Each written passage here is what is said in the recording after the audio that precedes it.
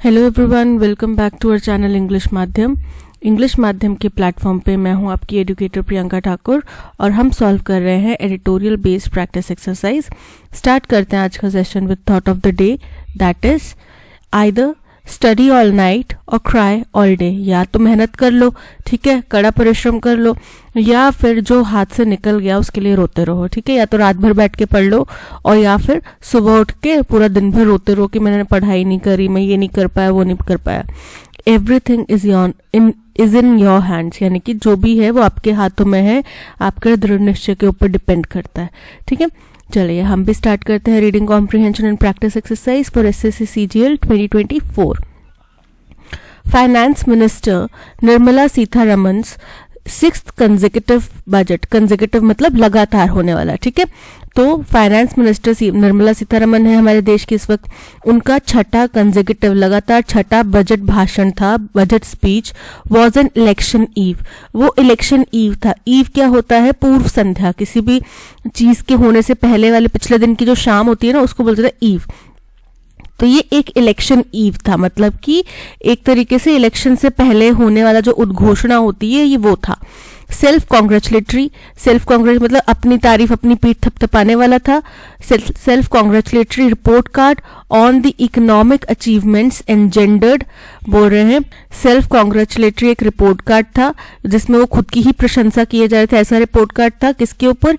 Economic achievements के ऊपर जो भी प्रधानमंत्री नरेंद्र मोदी ने पैदा करी हैं, ठीक है। And the two governments he has lead since 2014, और जो उनने 2 बार लगातार प्रधानमंत्री पद का ओहदा रखा और लगातार 2 बार उनने सरकार चलाई 2014 से लेके अब तक। उस टाइम के दौरान में उनने जो भी अपॉर्चुनिटीज जनरेट करी, जो भी इकोनॉमिक अचीवमेंट्स करी, ये उनके लिए एक सेल्फ कॉन्ग्रेचुलेटरी रिपोर्ट कार्ड था। Echoing the finance ministry's review of the economy's performance। अब आपको पता है कल फाइनेंस मिनिस्ट्री का भी एक रिव्यू आया था, ठीक है। तो बोल रहे हैं ये वही चीज दोहराता है, गूंजा रहा है। गूंजती क्या चीज है? आपकी आवाज रिपीट होती है। तो ये फाइनेंस मिनिस्ट्री का जो रिव्यू था इकोनॉमिक परफॉर्मेंस का, ये उसी को दोहराता है। And stating that Mr. Modi had inherited a situation replete with enormous challenges। तो बोल रहे हैं, और यहाँ पे ये भी कहा गया, साथ ही साथ ये भी कहा गया कि मिस्टर मोदी जब सत्ता में आए थे तो उनको विरासत में क्या चीज मिली थी? इनॉर्मस चैलेंजेस से भरी हुई स्थिति मिली थी, ठीक है। इनॉर्मस मतलब बहुत बड़े चैलेंजेस उनके सामने रख दिए गए थे जब वो सत्ता में आए थे। तो उनके हाथ में ऐसा देश थमाया गया था जो बिल्कुल किसी काबिल नहीं था, और मोदी जी ने उसको बहुत ज्यादा उदार बना दिया। व्हेन ही अज्यूम्ड ऑफिस, जब उनने सत्ता संभाली, Mrs Sitharaman asserted that those were surmounted through structural reforms। उन्होंने ये दावा किया कि ये सारी समस्याएं जो चैलेंजेस थी बड़ी बड़ी, इनको सरमाउंट यानी कि पार करना, ओवरकम करना, स्ट्रक्चरल रिफॉर्म्स यानी कि ढांचागत बुनियादी रिफॉर्म्स लाके, ढांचागत रिफॉर्म्स लाके, प्रो पीपल प्रोग्राम्स के जरिए, and creation of opportunities for employment entrepreneurship, इनके जरिए इन सभी चैलेंजेस को पार कर लिया गया। The reinvigorated economy had helped ensure that the fruits of development started reaching, मतलब रीइन्विगोरेटेड मतलब कि पुनर्जीवित की गई जो इकोनॉमी है, इसने मदद करी ये सुनिश्चित करने में कि जो फल है इस डेवलपमेंट का started reaching the people at scale, वो जनता के पास में विशाल पैमाने पे पहुंच पाए। इम्ब्यूइंग देम विद अ सेंस, और यहाँ पे उनको एक सेंस ऑफ पर्पस कि उनके जीवन का कोई उद्देश्य है, उनके पास उम्मीद है, इन सब चीजों से उनको प्रेरित किया जाए। And translated into a bigger mandate 5 years ago, और एक बहुत बड़ा जनादेश बना जिसकी वजह से मोदी सरकार दोबारा वापस आई सत्ता में 5 साल पहले। शी अवॉर्ड, ये उन्होंने कहा, in a clear sign that the Bharatiya Janata Party led regime is far more confident of returning to power this time around.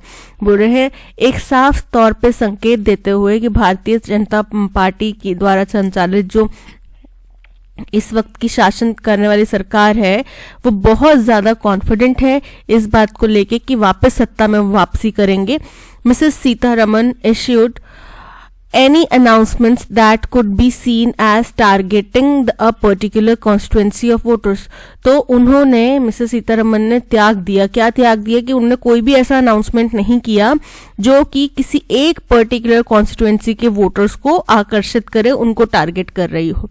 Instead, the focus was on talking up the commitment to an inclusive and sustainable policy approach.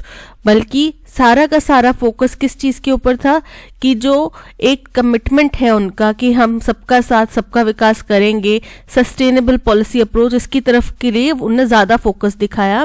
That had led to the attainment of a more comprehensive GDP, जिसकी वजह से एक बहुत comprehensive यानी कि inclusive extensive हमारी GDP जो है हो पाई है गवर्नेंस की वजह से, डेवलपमेंट की वजह से और परफॉर्मेंस की बेसिस पे. A non challenge of observation that the government would detail. Non challenge मतलब उदासीन, indifferent.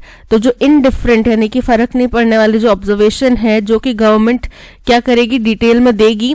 A roadmap for attaining a विकसित Bharat by 2047 in its full budget in July. तो वो ये होगा कि एक रोड मैप जो नक्शा होगा विकसित भारत जो कि 2047 तक हम अचीव करने वाले हैं उसके लिए. और ये कब देगी, जब वो फुल बजट देगी अपना जुलाई में, क्योंकि मार्च में इलेक्शंस होंगे, अप्रैल मई में है ना, तो जून जुलाई तक रिजल्ट्स आके वो सरकार बन जाएगी. तो उसके लिए वो जब अपना विकसित पूरा फुल फ्लेज्ड अपना बजट लेकर आएंगे तो उस टाइम पे वो उसका रोड मैप बताएंगे कि विकसित भारत हम कैसे बनेंगे. was premised on the certainty of winning a resounding electoral mandate.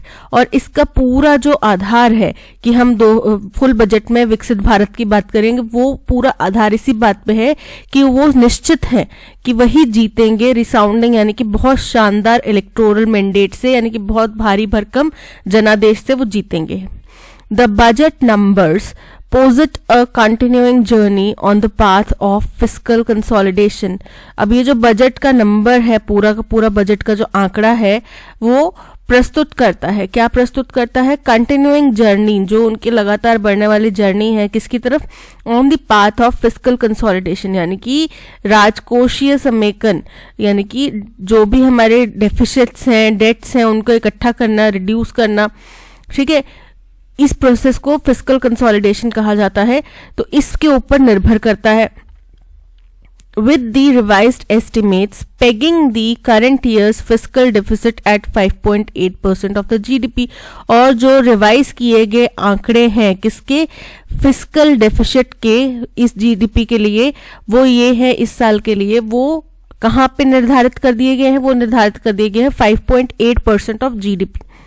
A 10 basis points improvement from last February's budget estimate of 5.9%, जो कि 10 बेसिस पॉइंट का इम्प्रूवमेंट है. पिछले साल फरवरी में जब बजट एस्टिमेट लाया गया था तो उसके कंपैरिजन में ये 10% की 10 बेसिस पॉइंट की यहाँ पे बेहतरी इम्प्रूवमेंट देखी गई है. This the minister has achieved by pruning effective capital expenditure. और ये हमने कैसे अचीव किया है, ये अचीव किया है प्रून मतलब कम करना, कैपिटल एक्सपेंडिचर यानी कि जो सरकारी खर्च है उसको कम करके किया गया है बाय 1 लाख करोड़ इन RE. रिवाइज्ड एस्टिमेट्स में 1 लाख करोड़ तक इसको कम कर दिया गया है. A moderation nominal growth estimates notwithstanding. और ये क्या है, जो मॉडरेशन है, कमी है ग्रोथ एस्टिमेट्स में, उसके बावजूद का ये आंकड़ा है. For 2024-25 she has projected a sharper consolidation and pegged the deficit at 5.1%. उन्होंने इस कंसोलिडेशन को, ये जो खर्च में और जो हमारा डेफिसिट होता है राजकोष के अंदर में, उसकी जो कमी है उसको और ज्यादा कंसोलिडेट कम करने की बात कही है.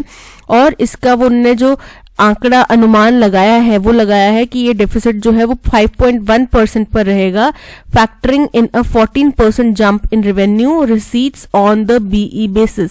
जो कि कहता है कि इसका मतलब ये है कि 14% का रेवेन्यू और ज्यादा जनरेट होएगा, उसमें बढ़ोतरी आएगी BE के बेसिस पर.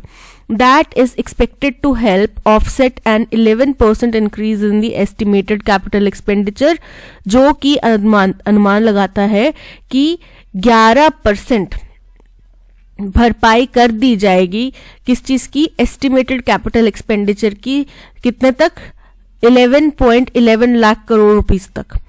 Mrs Sitharaman who emphasized a tripling in the capital spending, जिन्होंने जोर दिया कि 3 गुना हो गई थी capital spending outlays over the past 4 year, पिछले 4 सालों में जो सरकारी खर्च है वो 3 गुना हो गया था।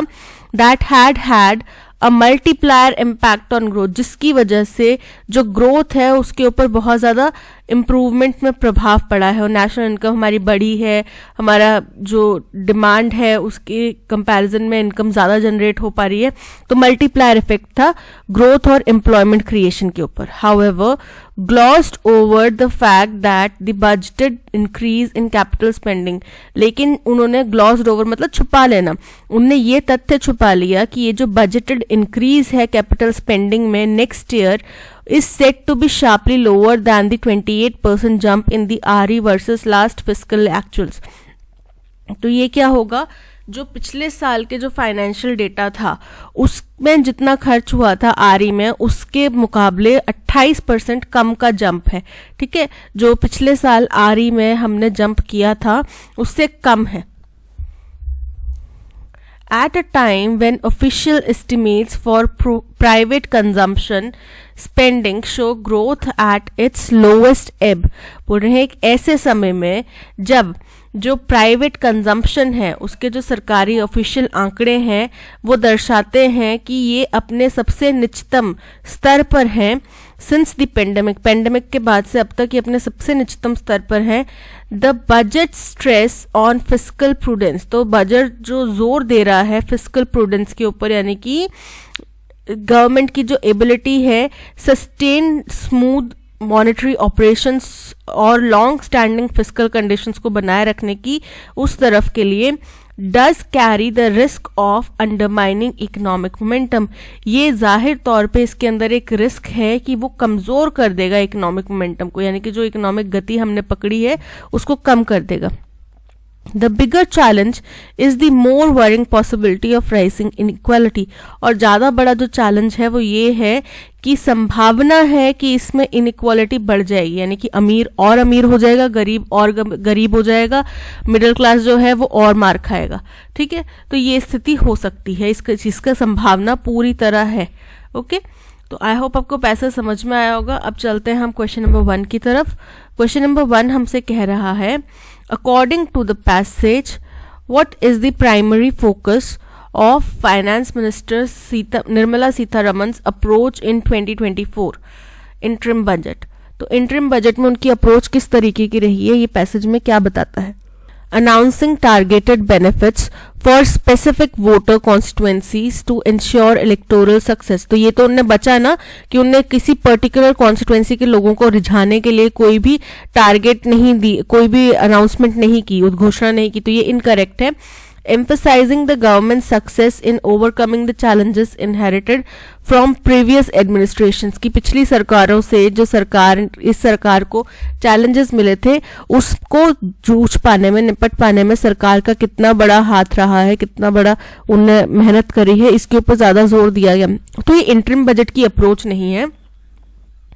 Highlighting the commitment to an inclusive and sustainable policy approach, उनने इस बात पे जोर दिया कि भाई हमारा वादा है हम सबका साथ सबका विकास करेंगे और हमारी इसी तरीके से हमारी पॉलिसीज बनेंगी for comprehensive governance, development and performance. Option C is correct.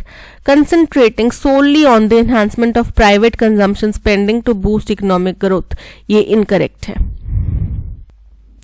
What is the implication of the budgetary strategy for the fiscal year 2024-25 as described in the passage? तो 2024-25 के लिए क्या स्ट्रैटेजी अपनाई गई है? It indicates a significant increase in capital spending, कि capital spending में बढ़ोतरी करी जाएगी, aligning with the previous year's growth momentum, जो कि पिछले साल में जो ग्रोथ देखी गई थी उस गति के साथ में बिल्कुल सही मेल खाती है। तो ये इनकरेक्ट है, बोला ना कि पिछले साल के जो ग्रोथ मोमेंटम है उससे कमी आ जाएगी 28% की, it suggest a cautious approach to fiscal management, सावधानी पूर्वक फिस्कल मैनेजमेंट कर रहे हैं, aiming for a lower fiscal deficit, जिसका मुख्य उद्देश्य है कि सरकारी राजकोष जो है उसमें घाटा कम हो, while managing the dynamics of revenue and capital expenditure, और साथ ही साथ रेवेन्यू ज़्यादा जनरेट किया जाए, कैपिटल एक्सपेंडिचर को कम किया जाए, ये सारी चीज़ें एक साथ में साइमल्टेनियसली की जाएंगी, जो कि बिल्कुल करेक्ट है। So option B is correct. Which one of the following statements best summarizes the author's position on the 2024 interim budget's approach to fiscal consolidation and economic growth? कि ऑथर का क्या नजरिया है? तो ऑथर का हमें नजरिया जो है काफी क्रिटिकल दिखाई दिया, ठीक है। क्यों? क्योंकि उनने जो पैसेज में डिस्कशन करा कि 5.9% जो है फिस्कल डेफिसिट था उससे 5.8% हो गया, और इफेक्टिव कैपिटल एक्सपेंडिचर की बात करी उनने, तो उनने और साथ ही साथ रिस्क भी माना कि इससे हो सकता है कि इकोनॉमिक मोमेंटम जो है वो हम लूज कर दें, और साथ ही साथ प्राइवेट कंजम्पशन स्पेंडिंग जो है वो सबसे निचले स्तर पर है। ये सारी चीज़ें जो बताती हैं वो यही बताती हैं कि उनको ये जो ग्रोथ का डेटा है इकोनॉमिक ग्रोथ का वो थोड़ा ठीक नहीं लग रहा है। The author appreciates the government's efforts in achieving fiscal consolidation. Incorrect है, appreciate तो नहीं कर रहे। The author is critical of the budget's approach to fiscal consolidation. Correct है।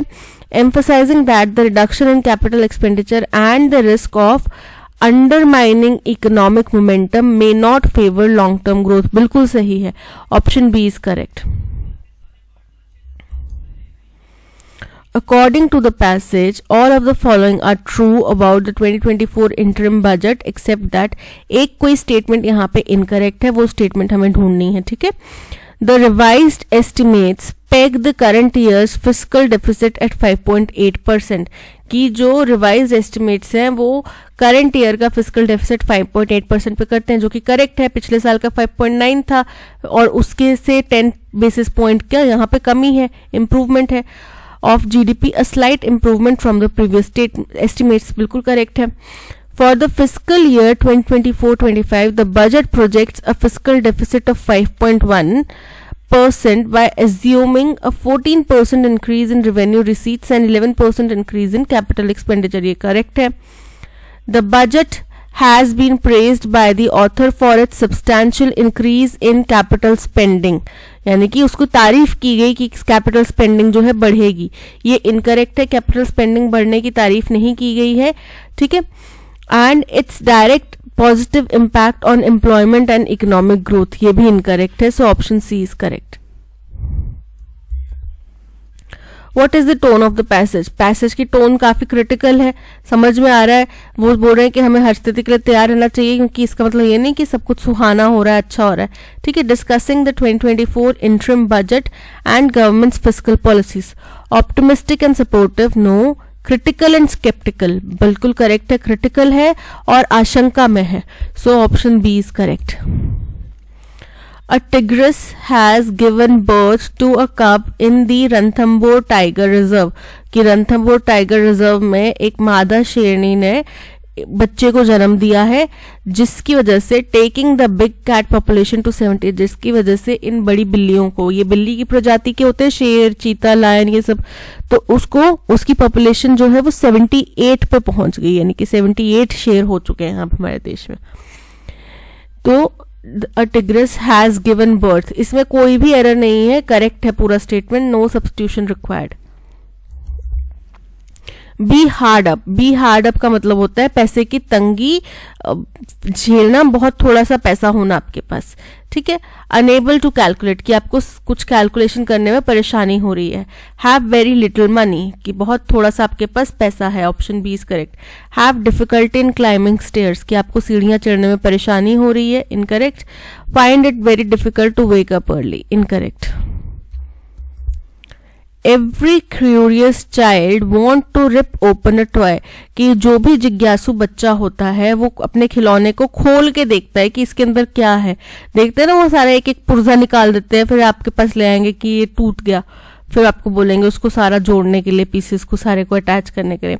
तो हर एक क्यूरियस बच्चा यानी कि जिज्ञासु बच्चा जो है वो अपने खिलौने को खोल के देखना चाहता है। अब यहाँ पे देखो, एवरी क्यूरियस चाइल्ड, एवरी क्या है, सिंगुलर फॉर्म में है, तो वॉन्ट की बजाय क्या आएगा, wants, wants to rip open a toy, यानी कि एरर कहाँ है, ऑप्शन डी में एरर है, वॉन्ट टू की बजाय क्या आएगा, wants to. It was the very well directed film and we enjoyed it. तो एक जेनरिक स्टेटमेंट है कि फिल्म बहुत अच्छी से डायरेक्ट की गई थी और हमने उसको पसंद किया, हमें बहुत मजा आया देखने में। तो द यहाँ पे स्पेसिफाई करने ही करना है फिल्म को, यहाँ पे अ वेरी वेल डायरेक्टेड, क्योंकि ये कोई एक ऐसी फिल्म थी जिसको बहुत अच्छा डायरेक्ट किया गया था। तो द की बजाय क्या आएगा, अ। ऑप्शन ए में एरर है, द की बजाय क्या आएगा, a very well directed film. Incorrectly spelled word बताना है, ट्यूशन। ट्यूशन मतलब जो हम पढ़ाई करते हैं ना किसी के पास अलग से जाके, स्कूल से अलग, तो होता है ट्यूशन। ऑप्शन ए में एरर है, TUITION, ये होते हैं इसकी spelling. Option A is correct.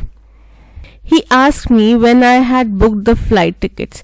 उसने मुझसे पूछा कि आपने फ्लाइट टिकट्स कब बुक करी थी। अब इसको डायरेक्ट स्पीच में अगर बोलेंगे तो क्या बोलेंगे, He said to me। ठीक है, अब कोट्स आ जाएंगी, When did you book the flight tickets? सीधी सी बात है, आई की बजाय क्या हो जाएगा, यू, क्योंकि वो आपसे सवाल पूछ रहा है ना, तो क्या पूछेगा, आपने टिकट्स कब बुक करे। He said to me when do you book, do you नहीं आएगा, he said to me when did you book the flight tickets, option B is correct। If the economy fails, अगर economy विफल होती है this year, इस साल में, it reflect badly, तो ये बहुत ही दुष्प्रभाव डालेगा किसके ऊपर, on the government। So if the economy fail this year, it reflect की अगर फेल होती है, फ्यूचर की संभावना है ना कि अगर इकोनॉमी फेल होती है तो ये होगा, तो it will reflect badly on the government. क्या हो जाएगा, this year it will reflect badly. Option A में एरर है। The increasing concerns about climate change point to the need for enhanced efforts towards dash sustained growth।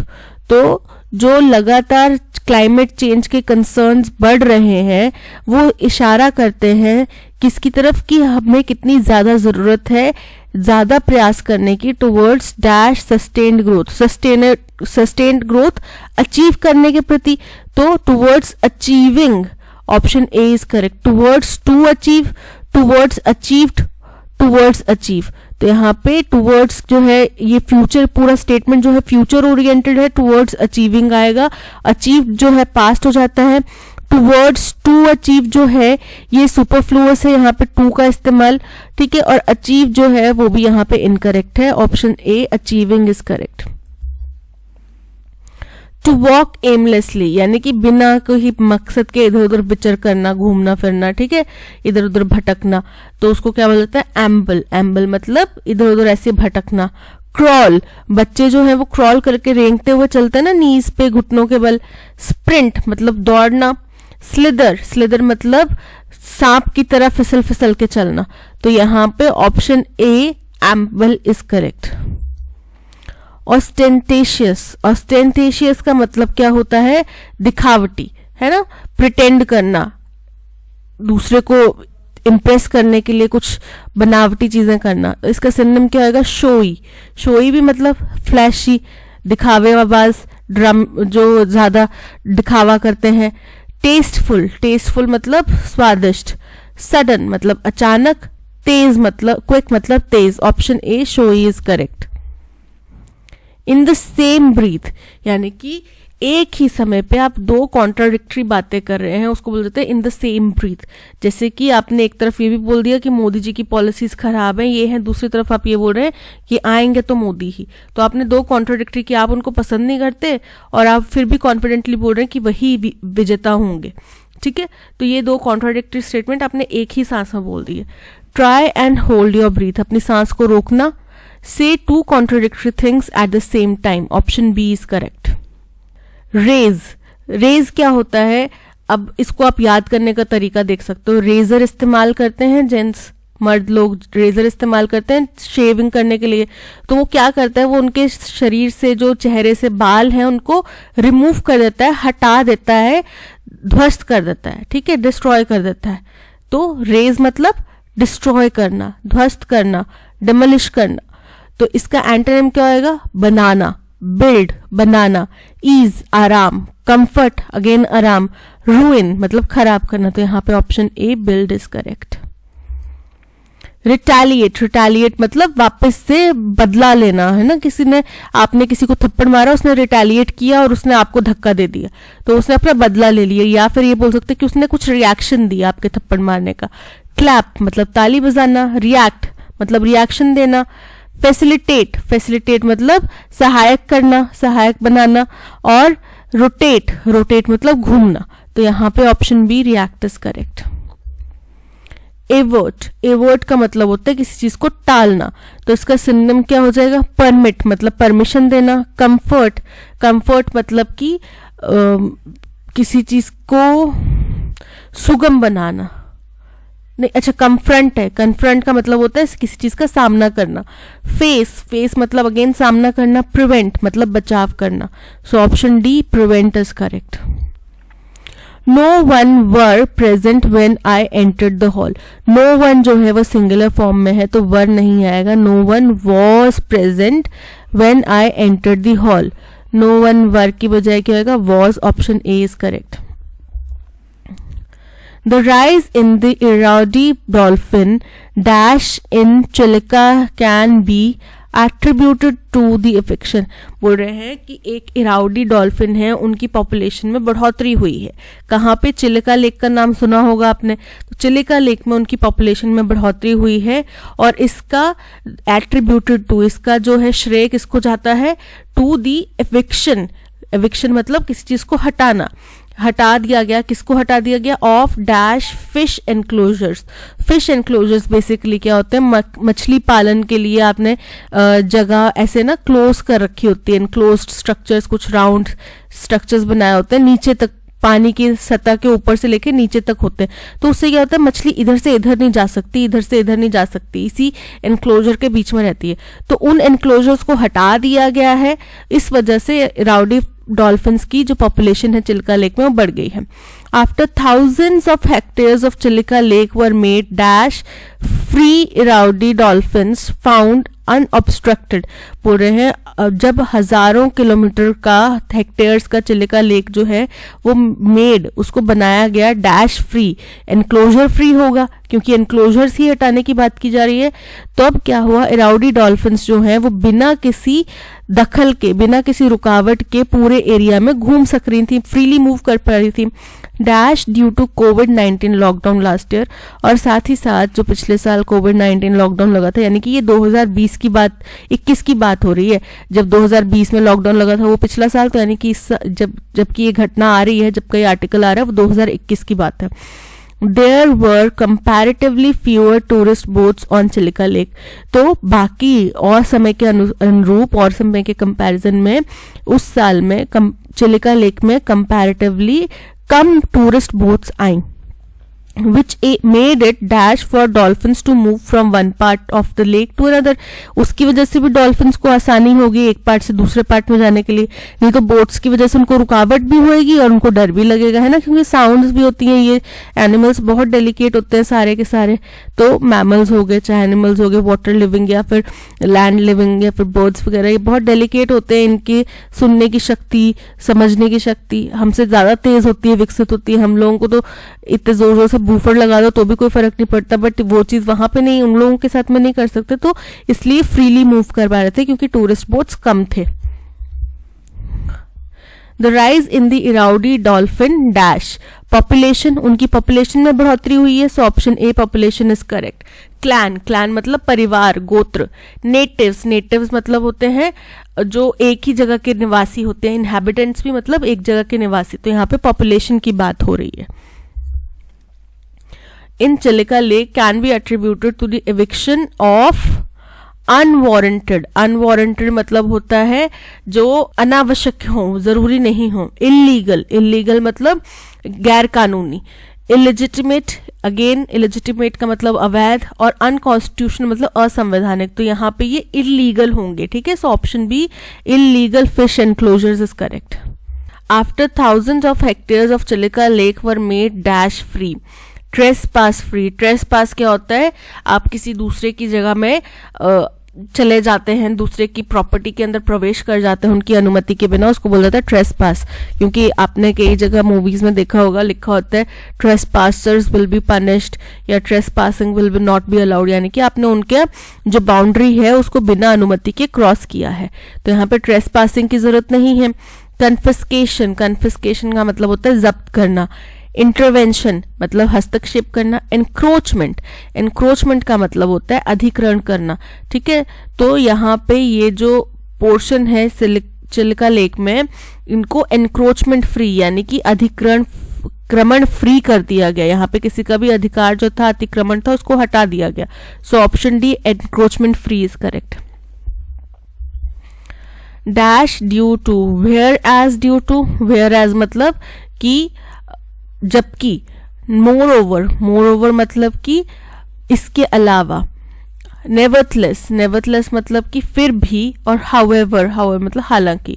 तो यहाँ पे more over, इसके अलावा कोविड-19 के दौरान में भी, लॉकडाउन के दौरान में बोट्स कम थी, तो इसलिए भी वो फ्रीली मूव कर पा रही थी। Which made it conducive, conducive मतलब होता है अनुकूल बनाना, सहायक बनाना। हर्टफुल मतलब कि दुखद बनाना। डिट्रीमेंटल, डिट्रीमेंटल मतलब कि क्षति पहुंचाना, खराब करना। और डिस्टर्ब मतलब कि वही नुकसान करना, परेशान करना। तो यहाँ पे option A conducive is correct, कि इसने सुगम बना दिया उनको एक जगह से दूसरी जगह मूव करने के लिए। दैट्स ऑल, आज के सेशन में इतना ही। Thank you so much for watching. अगर कंटेंट पसंद आया हो तो लाइक, शेयर और सब्सक्राइब जरूर कीजिएगा। मिलते हैं नेक्स्ट सेशन में। Till then keep learning and keep practising. Bye bye.